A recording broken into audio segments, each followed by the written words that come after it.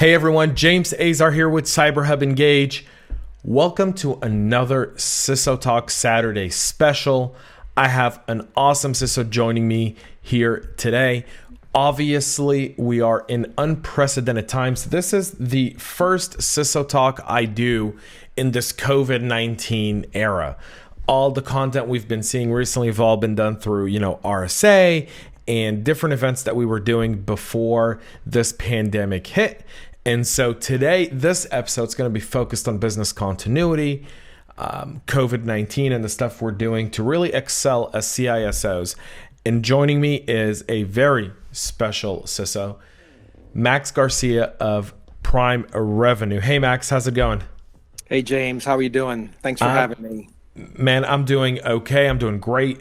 Can't complain. We live in that, we can't complain, right? We got to be grateful. There's a lot of people now that are obviously struggling. Things have really kind of turned over at their peak. And so we got to just appreciate and take this in. We were just talking to the deers outside my window right before we started recording, so I can't complain. Great. So for folks who don't know, Max Garcia, who's I've known Max for a little while. First time we met, we did a tabletop exercise together, and it was a doozy, let me tell you. It was. And since then, we've been in constant contact. And one of the things I think everyone who's listening to the show would love to know about, Max, is a little bit of how you became a CISO. What was your career path like, and where did it all get started for you? Yeah, James, that's something that as I look back on how I got into security, it was kind of a windy path. I mean, I got a degree in computer engineering from the Florida Institute of Technology in Florida, and started doing software development in various capacities. I don't want to date myself, but I'm just doing microprocessor type development, on these 68,000 Motorola processors. And that's kind of where my career started. And through the years, obviously, that was an area of a lot of interest, and I had a lot of joy doing it, and then began to move up the software development stack, doing application development, web development, and over my career, then it just kind of progressed in some of the leadership roles in IT, leading development teams, supporting operations. And then as my roles continued to mature, I took on a lot of other roles within IT, not just software development. I took on project management. I took on some technical operations. And then security started to creep in, and it was an area of interest that I had. And I would say it wasn't until maybe my last two current roles that I've had where security was a full function that I had responsibilities for. And it just kind of sucked me in. I really enjoy the aspects of security that are, the planned aspects, and also you have the impromptu stuff that just kind of flares up and you have to attack them. So that's kind of how I got into it. I know a lot of CISOs I've met have taken really windy paths to security. Some have legal backgrounds, some have compliance backgrounds. They all come from different paths, and I think that diversity really helps our space. It does. The background of CISOs is so fascinating. I've been doing the show now for almost 19 months, Max, and if I mapped out people where they started, and it was like a Gartner dot map of it'd be all over the place. There's just not one common denominator to people in security. Yep. The topic of our conversation today, Max, and your background is very interesting because it kind of brings in our topic of conversation is, this COVID-19 and business continuity. And I kind of want to set a baseline before we get into talking about what people should be doing, need to be thinking of, because it's so easy to get wrapped up in what we need to do. But when you and I were talking about the podcast, I said it's prime time for CISOs. CISOs, you're on prime time. You're on Monday Night Football right now. This is it. This is where a CISO defines his moment forever. The conversations we've always had at different events is, CISOs need to report to someone outside the CIO. and you'll definitely talk a little bit about that and how it works for you now, because you're one of the lucky ones. But a lot of others, not everyone's as lucky as you are in terms of who do they report to. But let's set the baseline for a CISO.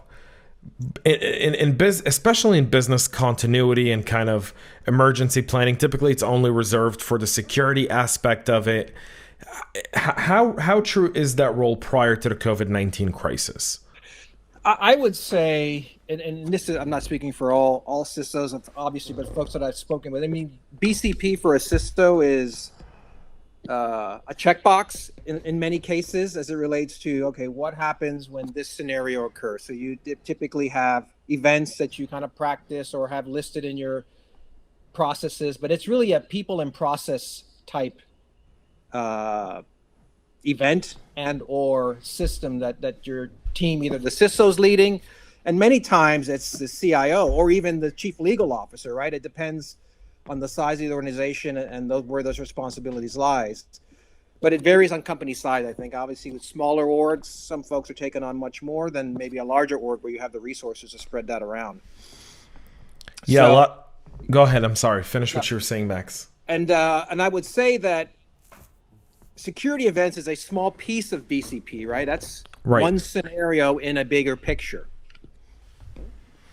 Yeah, it seems like now, though, every business continuity plan's been taken out in the garbage, because I think no one planned for a month and a half of this.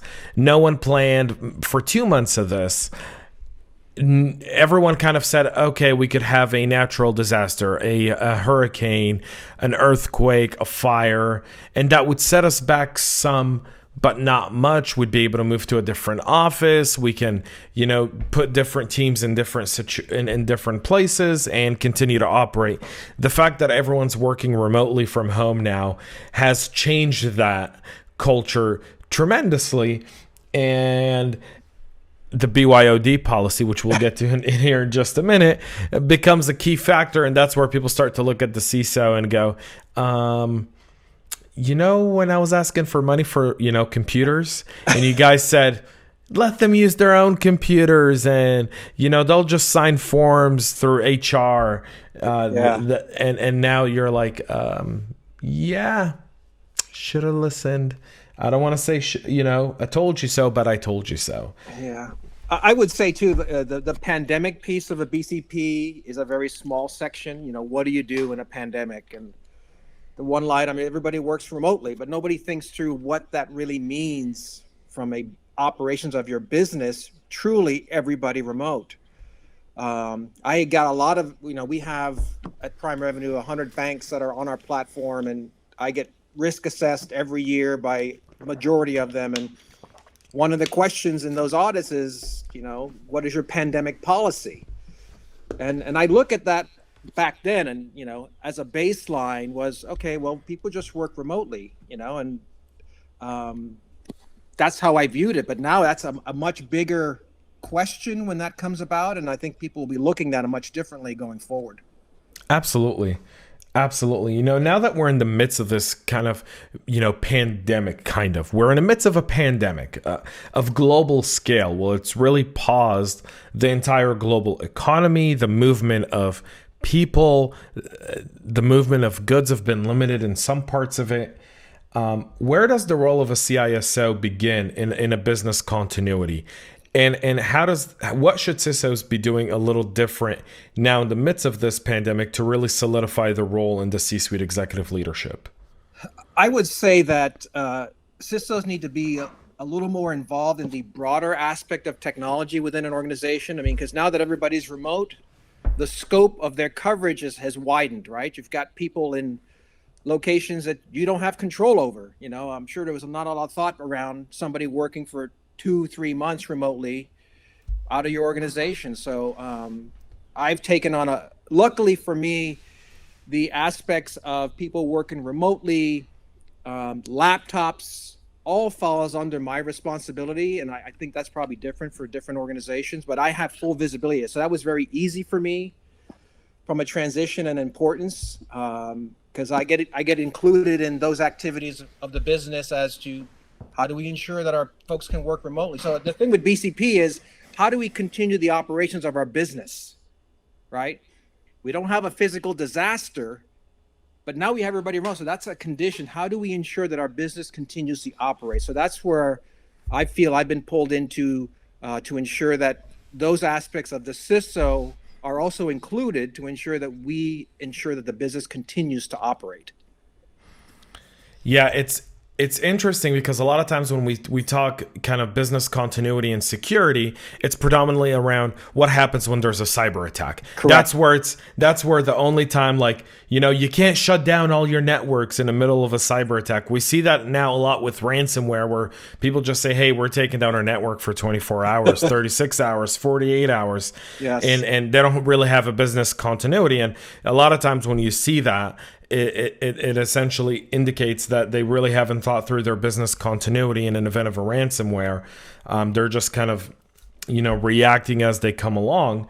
And this specific thing has also redefined how we approach security in our organizations, because everything's changed. So what's changed for you, Max? How has this really changed the way you view security as a CISO?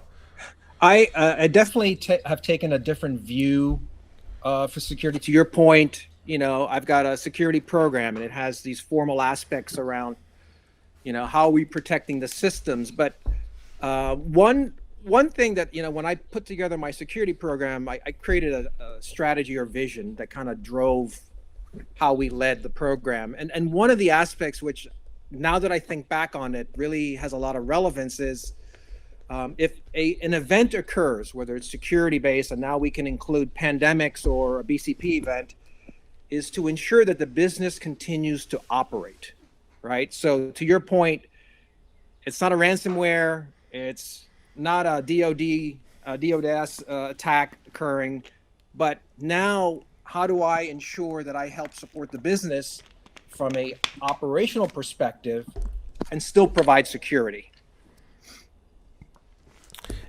And so when you look at kind of when you look at how that's done today, I mean, I think personally, endpoints, the definition of an endpoint has forever changed.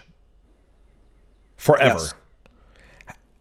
How do you look at your endpoints today? And how do you start to mitigate that in the midst of what are some of your tips? I'm not going to ask you how you do it, because that's never a question I ask, so I apologize. But I want to say, what are your tips to securing these new endpoints for a lot of organizations today that are just kind of looking at it and going, where do I even begin? And can I do it remotely? Yeah, absolutely. I think, fortunately for us, we have EDR in place on all our endpoints, not just for our laptops, but all of our server systems. And the point of that really is to provide visibility into the activity on those endpoints, both threat-wise and just what are folks doing, right, on their laptops. We want to make sure that we're not spying on them, but we want to make sure that they're using the devices appropriately for business. And so being able to see that activity in real time, being able to put policies in place and activate those remotely in real time without having to touch those devices is very important for us, that we've had in place. And then the other part too is, not from a security perspective, but let's say there's something wrong with the laptop, right? How do I get on that system to provide them support? So I don't think people think through a lot of that sometimes is, okay, I have an issue, but how do I get to that device? Do I have that connectivity there, either through a session or an agent, to be able to help the user when there are problems? Especially when users are working from home, and it's so overwhelming to work from home.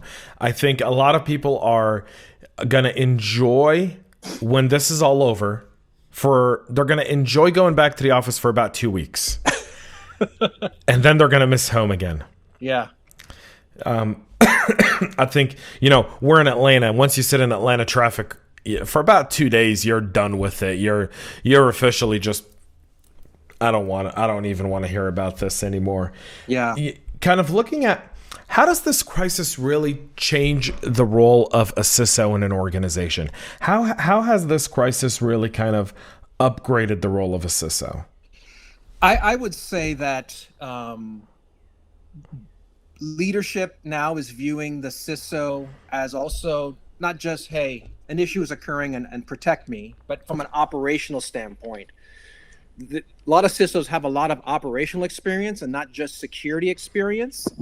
And to lean on them and to get their advice. I've been fortunate enough that our leadership team has come to me for various items that I didn't think they would ever come and ask questions about and ask for my opinion. So I find that that diversity of thought at that level and them asking is to me very encouraging.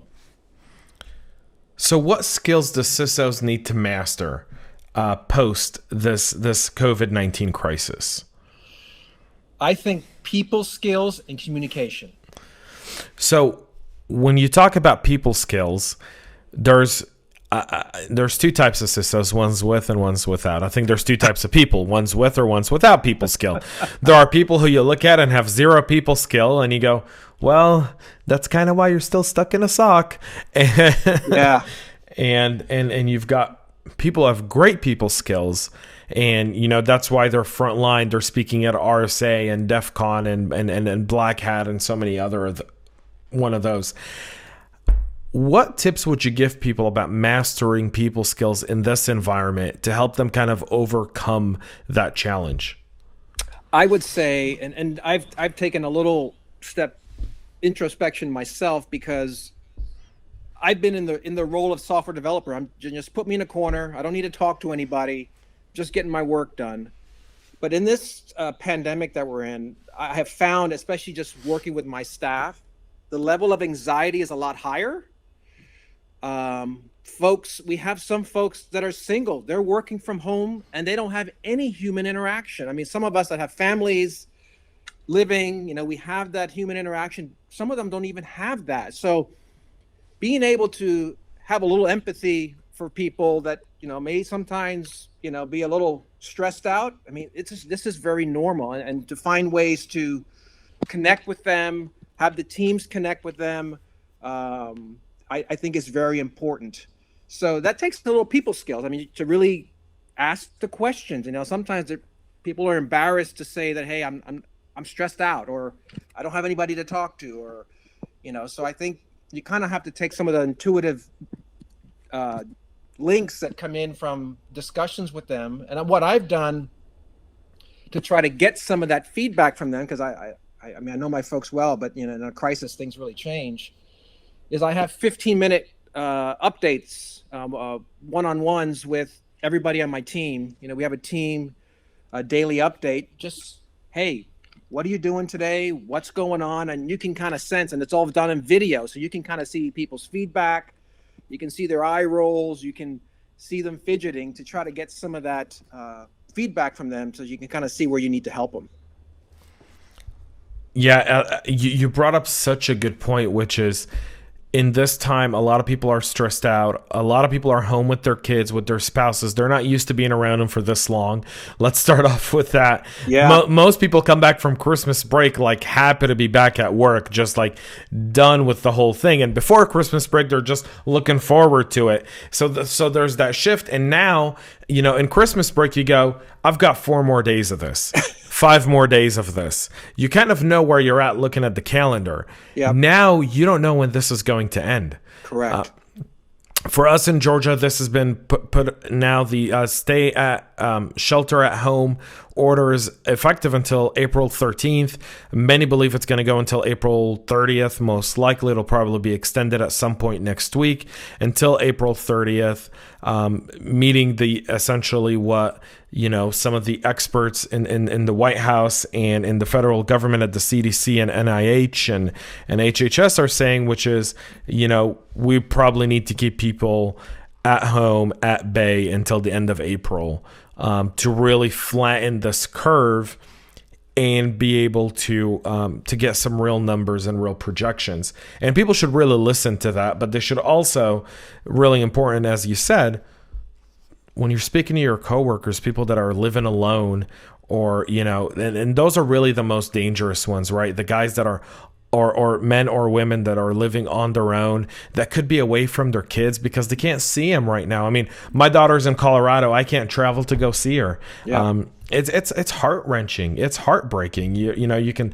FaceTime's great, but it's not the same as a hug. It's not the same as the conversation of sitting on a couch and having that conversation. It just, there's that lack of human interaction that really is the untold. The loneliness is the untold part of this pandemic that is very important for people to pay attention to. Yeah. And I would say this is an example that it really brought water to my wife's eyes. Like, the kids are doing, you know, e-schooling today, and every day at a certain time, the teacher has a class just to meet with the students and talk with them. And today she asked the question for everybody to just say, what are you grateful for? And one of my sons in their class, they all went around and they went to this one student, and he just sat there in front of his screen and just started to cry because he was seeing all his friends and he just missed them. I mean, it's just, it was so disheartening to see, you know, some of the emotional impacts it's having to our youth. And if it's happening to them, it's happening to everybody. And we're all just, Right. you know, bearing some of that. And it's just to see how transparent kids are and their feelings. It was really, really sad to see. Yeah, it's that's why it's part of our mission as we kind of I've kind of started redoing the way I do this podcast from just morning news to LinkedIn Live, so people can engage, and bringing people on so we can have conversations beyond cyber. Because guess what? We're all still human. Beyond our CISO hat, beyond our pen tester hat, security researcher hat, analyst hat, Yes. security engineers, there are people. And being able to have conversations about the economic impacts, the mental health impact, just the quality of life. There's a lot of conversations that need to be had, which you feel comfortable sharing with people who, you know, work in the same field, that are going through the same challenge, because, you know, very few cyber guys are finding themselves out of work. We're not as hard hit as some marketing and sales departments are, and PR and HR teams, which, you know, if you've been watching your LinkedIn feed this week, I've seen more and more of those saying, hey, you know, unfortunately, due to COVID-19, I'm now finding myself having to find a different opportunity and look for new work because our companies just had to cut us down. Yeah. Cyber still, somehow, we still have a little bit of job security. We may have had to renegotiate our pay or our bonuses, but we still have that job security. And so that's one aspect. But our spouses who aren't in cyber, who aren't in those, and could be in those other roles that are impacted, and that adds another layer of stress. And for CISOs and people listening, you know, we ought to become more people person in this time and really practice that empathy aspect of it, because a lot of times we're identified as just these, you know, only talk to, leave me alone, let me put my headsets in, let me, you know, let me tune in, and you're just like, tune out, be part of it, talk to other people, jump on conversations, get on some of our Zoom community calls. We're doing now Google Hangouts for the sake of security until Zoom kind of patches a little bit of their stuff. But if you want to get a link to those Google Hangouts, just ping me. I'll put my let me just stick my Twitter hashtag here on the screen. So here's my Twitter hashtag. You can DM me and we'll send you our Google Hangouts, and it's open pretty much all day. People can come in there. We typically have 5 to 6 people at any period of time, just talking about anything, from what endpoint security vendors are you evaluating right now to you name it. Just, hey, my kids are driving me crazy. What do you do with a 12-year-old? What do you do with the 8-year-old? We've finished all of Netflix. We're now starting Disney Plus. You know, let you know what happens after Disney Plus. It's a challenge. Sure. There's a human toll to this thing, and it's a challenge. And I'm glad, Max, we're able to talk about it openly. I think so often people are so focused on that business aspect of cyber, and we should be, not to ignore it. But when we get out of this, and we will get out of this, folks, we're going to get out of this. I agree with you. These people are going to come back, and they're going to be different. there's going to be an inherent difference in a lot of people, and we ought to start identifying that and mitigating that and helping them kind of realize, hey, there's an end date. Yeah, you don't know what it is. You can't point at the calendar and say May 1st.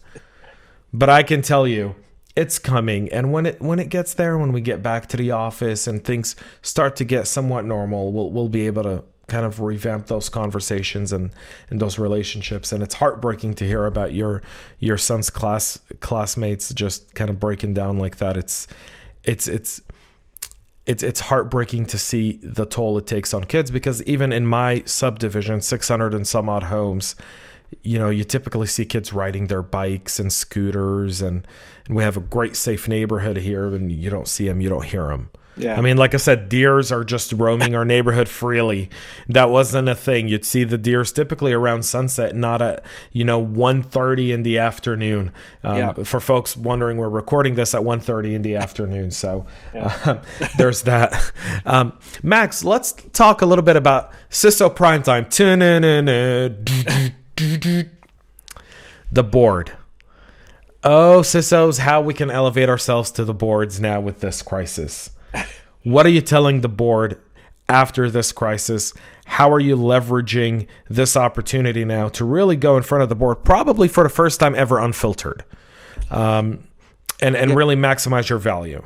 Yep. I would say that the first question and probably what I would share is, they see the BCP policy, they see your security program, and I think my first discussion would be with them is, what are the results, right? It's called after party, summary of how did we do with the crisis that we endangered? What gaps did we have?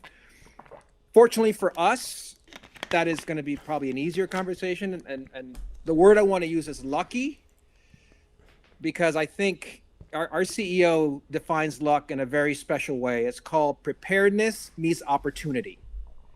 Everybody can be lucky, right? If they prepare and the opportunity presents itself, we're all going to be lucky. So I would say PrimeRevenue has been lucky in that the approach of this crisis, the transition to this crisis, the supporting of the business during this crisis has been pretty seamless.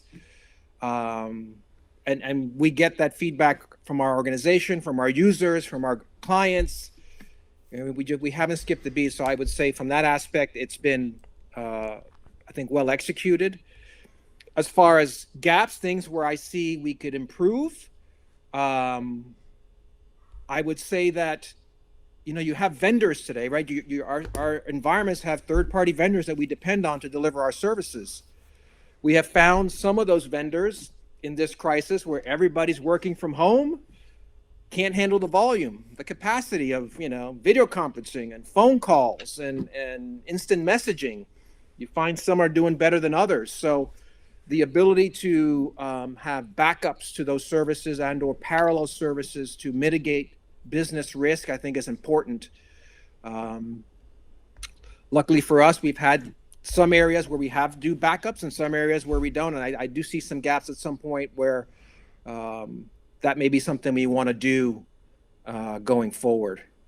And then the other part too is BYOD, really look at that policy a lot closer and see if there may be some investment areas we may do there to help improve and reduce risk in that area. Yeah, I completely agree with you. I think for a lot of CISOs listening and watching, I mean, this crisis is going to bring, when all of this is over, around summertime, there's going to be a big board meeting when this is all over, May, June, July, whenever that is. And you're going to get called into that board meeting, and it's your prime time. It's your Monday Night Football. It's the bright lights. It's 100,000 people in the stands. And every move you make, every word you say will have an impact on the future of your role and the capacity of your role and the changes you want to see happening in your role in order to be able to execute your role so much better. And, Yep. and there's a little bit of a silver lining to this. Max, you started referring to a little bit of the, your supply chain and risk mitigation and so forth, and kind of looking at that with the board. You're absolutely right, which is this crisis has really brought to light, I think, almost the irrelevancy of a third-party due diligence document, because it pretty much means nothing. As you've noticed, some of them that have looked really bad are operating great, and some of them that have looked top-notch, like, wow, are just really, really bad. So what lessons have you learned from it, and what are you taking out of it to implement going forward in the business? Yes, that's we have some areas where we've had multiple parties supporting certain aspects and services within our, which has helped us balance that risk. But we have some areas where there's a single vendor, right? And you're really counting on them to provide those services. So what to me, I've learned a lot is who are really your partners, right? When you have these third-party vendors, it's not just a service provider. I really view them as partners in our business. And when the times get tough and you need a help with something, are they there for you, right? And mind you, I know technology. There's always problems with technology at times. There are issues. But when there are issues, are they being transparent with you? Are they telling you the truth? And that's how I like to run our operation. We're not perfect. We have things in place, but things sometimes go sideways. But you got to be transparent. Because to me, the biggest part of a partner is trust. If you break that trust, how can I depend on you when I really need you? So to me, I'll be reevaluating some of the partners that we have. Some have really stood up and stood out during this crisis. And to me, and trust is not something you buy, right? That's something that has to be earned. And yes, you can sign an MSA and you've got a partner, but really it takes time working with that vendor to really build that up and earn it. Contracts and MSAs, they're great for defining and they're great for divorce. And the middle part of that, marriage is built on trust. Yes. And, a prenup is only, it's almost like insurance. It's when stuff happens, but a prenup doesn't define a marriage. The trust does. And, and with our supply chain, we often, you and I both have gotten those emails from overzealous folks trying to tell us that they can solve all of our worldly problems by just buying one thing, and you and I both know that it's never one thing. It's a series of things, and being able to take care of it. And so I've seen a lot of vendors in our supply chain, and several of the supply chains where I work with, Max, where we'd send emails, phone calls, nothing for days. Just radio silence. It's almost like the ground swallowed them whole. Yep. And the excuses were adjusting.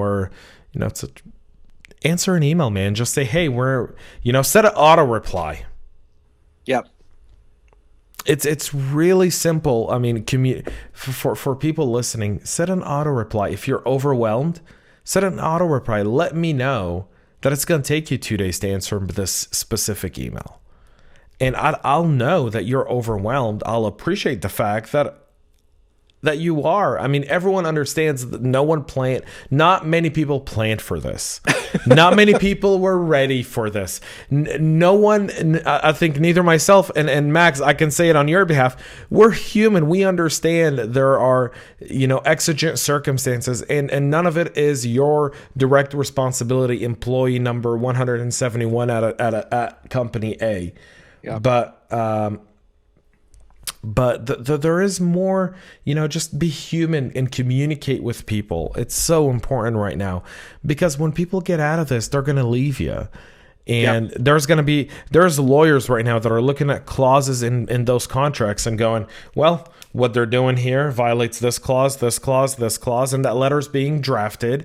And when they find someone else to replace you, you're going to get that letter of, hey, we're terminating our contract and going somewhere else. And then you're really going to be in a world of hurt. Yeah. And the one thing that, which is going to be unfortunate is we don't know how long this crisis is going to occur.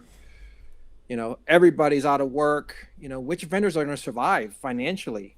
Right. So the fallout from that, hopefully it's not a lot, but being able to pivot quickly if one of your vendors is one of those unfortunate ones that may have to go, not stop terminating their services and having to find somebody quickly to replace them.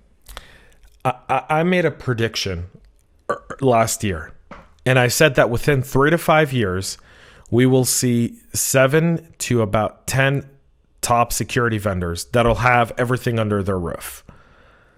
And we were at it was a CISO roundtable we had here in Atlanta. And I don't know if you were there, Max, but someone started arguing with me. It was about 20 of us. And someone started arguing with me and he goes, James, that's not going to happen. He goes, listen, there's going to be more innovation, more orchestration. I was like, listen, it's inevitable. Money rules everything and people are going to acquire. Well, lo and behold, here we are, midst of this crisis. I can tell you, I know firsthand knowledge that some of the big companies that I predicted, Amazon, Facebook, Google, Cisco, IBM, all those companies that have billions and billions stashed are now looking at buying companies for pennies on the dollar because they can. I've been eyeing this company for 9, 10, 11 months, 15 months. We've been looking at them, strategic partnership, whatever. Now this crisis has really paralyzed them. I can go buy them for 25% of what I would buy them for in a good market. Yeah. And I'm going to because they need the money. Yeah. And it's going to create this 10 giant security companies, right? The IBMs, the Ciscos, the Facebooks, the Amazons, and so forth. I mean, AWS already has their own cloud security MSSP, but there's more. There's more there as well. We're in the midst of this, and it's going to be our industry is going to look different in a year from now. It will. Yeah. And speaking of different, a year from now, Max, now as we look to hire new people, what skills are you looking for? Kind of in the midst of this, what skills have you realized now, you know what, I was always looking for these roles or these skills. They're not relevant anymore. I really need to focus on these skills. I would say that obviously as every security team, you want the brightest and the smartest on your team, right? That's in security. But something that I've looked at in the past and I see where there's a lot of value is you have the human aspect, but a security person that is rather wide than it is deep. Somebody who knows networking, who knows infrastructure, who knows endpoint. They don't have to be the red team, blue team type of guy, but folks with knowledge, broad knowledge across how all these systems work and how they interact is really where that sweet spot is, because you can deploy them in various events, crises, or tasks and not have to worry about it, right? You don't have to get a different resource to do just networking or just infrastructure. Security can be an additive function that can help those staffs that may be overwhelmed. My security team is helping our EDR team. They're helping our infrastructure teams because they need help. And that reuse of the resource is beneficial for the team and the business.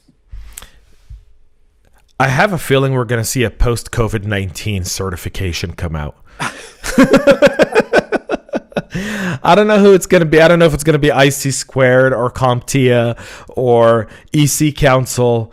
Someone's going to come out and it's going to be like remote, like a certified remote security operations expert. Yeah. Like it's going to be a role some point at some time. Max, kind of transitioning a little bit to this whole BYOD working from home, we're seeing a lot of the threat actors now really focus on with social media, specifically LinkedIn, Facebook, Twitter, to really engage and spread malware. How do we, as CISO, start to look at social media's threat vector, and how do we even start considering securing it? Because we really have no control over what happens there, what links, what posts people click, who they engage with on IM or through messaging services, and share stuff with that could be, filled with malware, could be filled with, ransomware, viruses, Trojans, trick bots, you name it. Yeah, I think that, and we touched on this earlier in our conversation, EDR is going to be very important. The threats and the threat vectors on social media continue to evolve and will continue to evolve going forward. All our resources are remote. You can't stop them for every every click and search that they're doing. So EDR's ability to get ahead of the kill chain when things begin to occur, detect and respond to those as quickly as possible, I think is very important. And you'll see EDR tools continue to evolve and take in more responsibilities as it relates to blocking, protecting, and detecting threats and mitigations. And I think, and this may be overused at times, but with the advancements in artificial intelligence and machine learning added to those tools, they will be much more effective. Yeah, I fear social media, not for, specifically my employees, but their kids.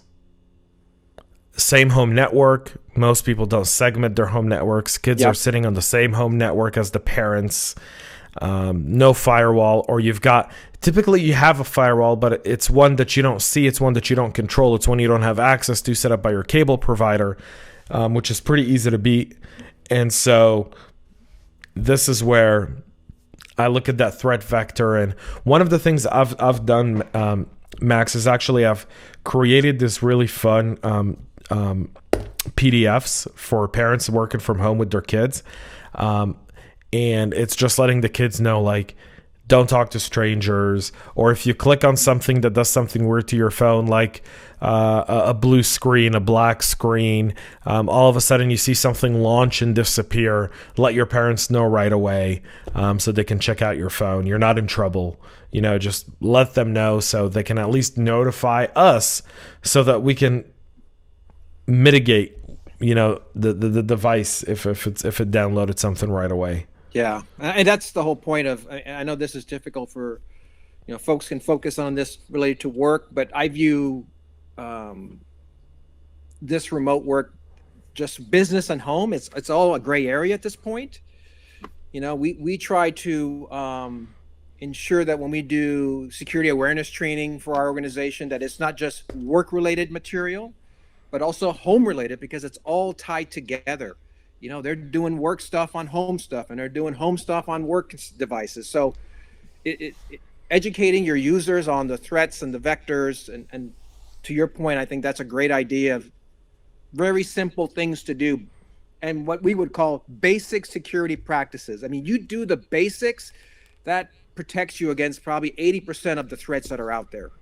Absolutely. Just your basic blocking and tackling. Having a good offensive line and a good defensive line is the secret to winning a Super Bowl. Yes. And it's the same in security. Having a good defensive and offensive lines in terms of your security posture are good ways to block, and give your quarterback a chance to get the ball down the field.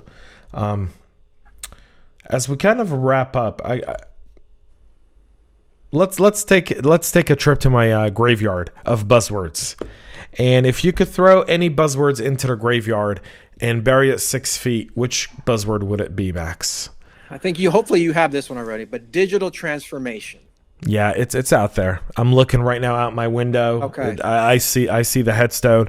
Digital transformation's getting another body in there. It's bad in digital transformation. Yeah, I mean, if folks are behind, I mean, if they're still in that process, I mean, they're behind the 8 ball, and the risks are very high, just from a survivability of the organization and the future. I mean,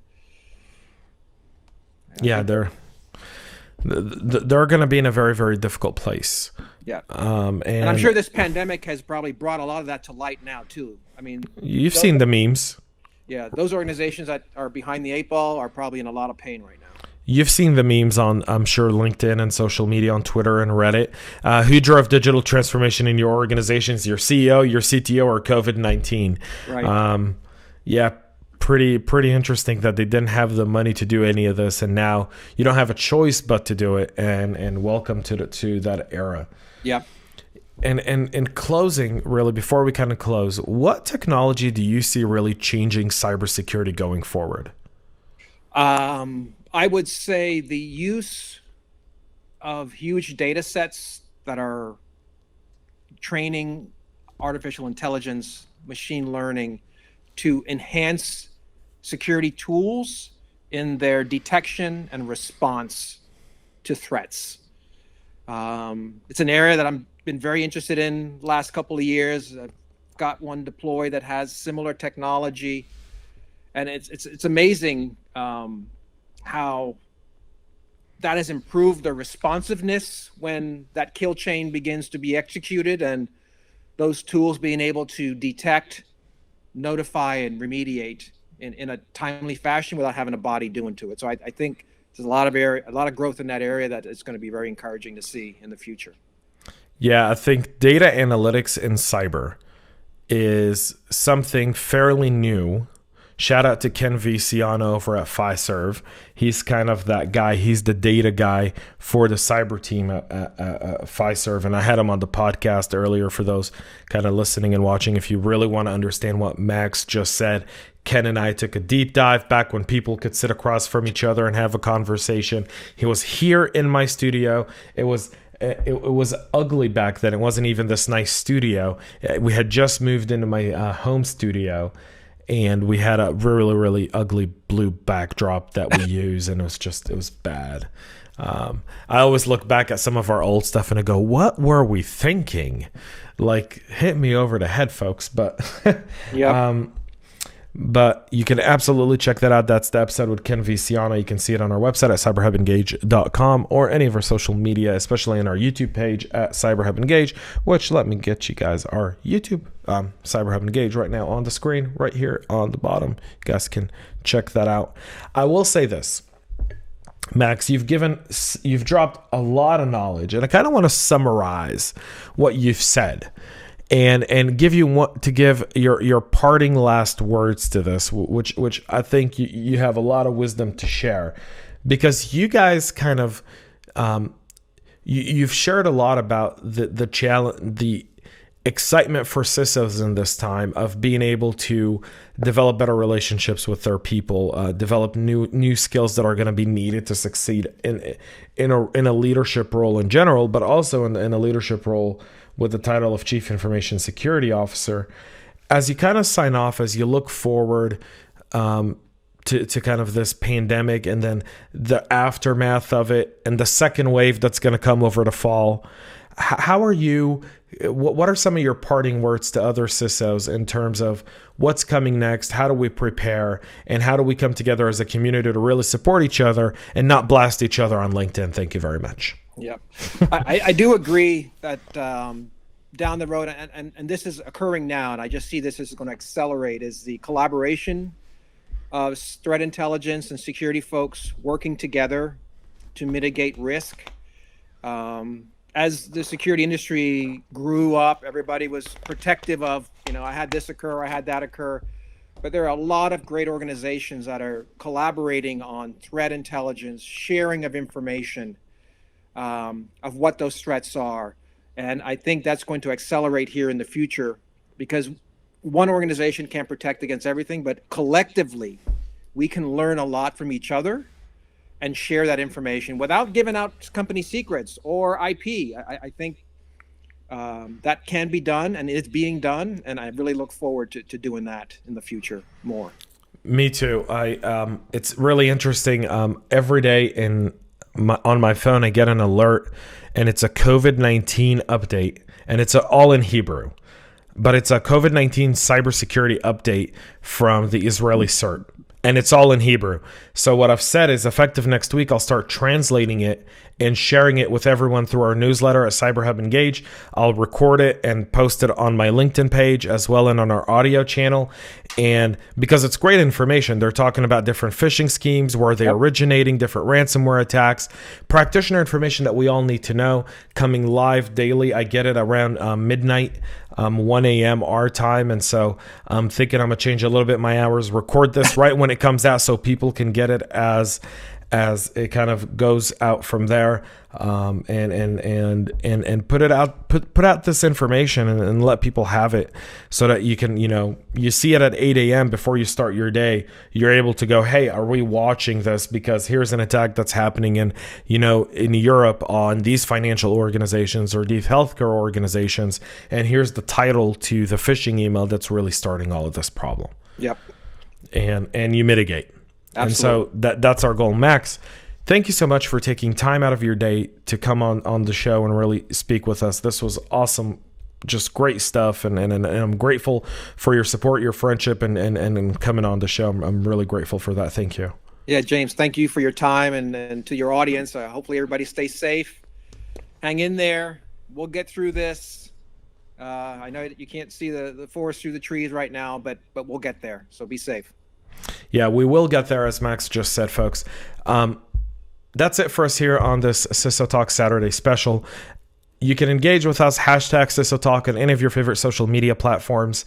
Those of you who email can obviously do so through our cyberhubengage.com website. You can also engage with Max on LinkedIn and so many other spots, folks. He'll be tagged in these posts, and we'll put his LinkedIn link in the description of this podcast for those listening, so you can connect with Max. He's a trove of knowledge, just a person who's always willing to share, always willing to kind of take some time and help others who do need it.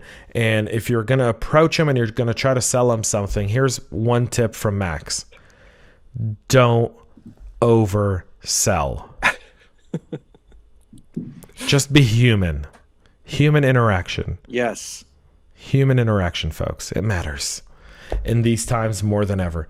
That's it for us here at CyberHub Engage, guys. Thank you so much for tuning in. Thank you so much for listening. Thank you for those who are watching. And we'll have so much more for you guys later next week and in the weeks after that, as we kind of hopefully be on the tail end of this pandemic. Until next time, folks, enjoy the rest of your Saturday, which probably seems like every other day at this point. But it is Saturday, so go out and enjoy it. Spend some time in your backyard with your family. Turn on the grill, put some steaks on there, pour yourself a cold one or a good glass of scotch, and just appreciate the fact that we're alive, we're well, and we're not stranded somewhere in the middle of the world. We are in the greatest country on earth. That's it for me. Here we go, folks. James Azar. Enjoy the rest of your weekend.